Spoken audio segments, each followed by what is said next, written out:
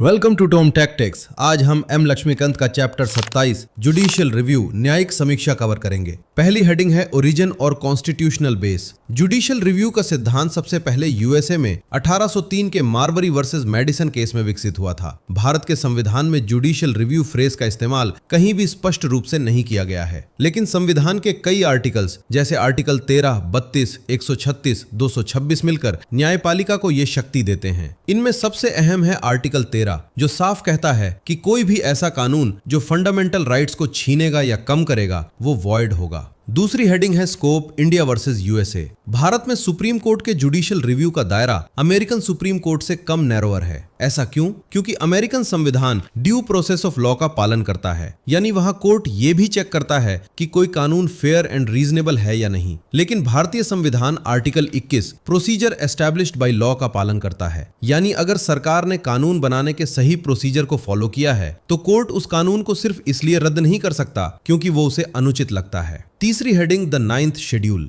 Judicial review से कानूनों को बचाने के लिए फर्स्ट अमेंडमेंट एक्ट के जरिए 9th शेड्यूल बनाया गया था। सरकार का मानना था कि जो कानून इसमें डाल दिया गया उसे कोर्ट टच नहीं कर सकता, लेकिन आईआर कोएल्हो केस 2007 में सुप्रीम कोर्ट ने एक लैंडमार्क जजमेंट दिया। सुप्रीम कोर्ट ने कहा कि जुडिशियल रिव्यू संविधान का बेसिक स्ट्रक्चर है, इसलिए 24 अप्रैल 1973 मींस केशवानंद भारती केस की डेट के बाद 9वें शेड्यूल में डाले गए किसी भी कानून को ब्लैंकेट इम्यूनिटी नहीं मिलेगी। अगर वो कानून मौलिक अधिकारों का हनन करेगा तो उसकी जुडिशियल रिव्यू 100% की जाएगी। चैप्टर 27 का सीक्वेंशियल रिवीजन कंप्लीट। अब देखते हैं आपकी नॉलेज कितनी शार्प है। For mains brainstorming, the scope of judicial review in India is narrower than that in the USA. Explain the constitutional basis for this difference with reference to article 21। और comments के लिए आज का one liner prelims PYQ. भारतीय संविधान के किस article के तहत उच्च हाई कोर्ट्स को जुडिशियल रिव्यू की शक्ति प्राप्त है? A article 32, B article 131,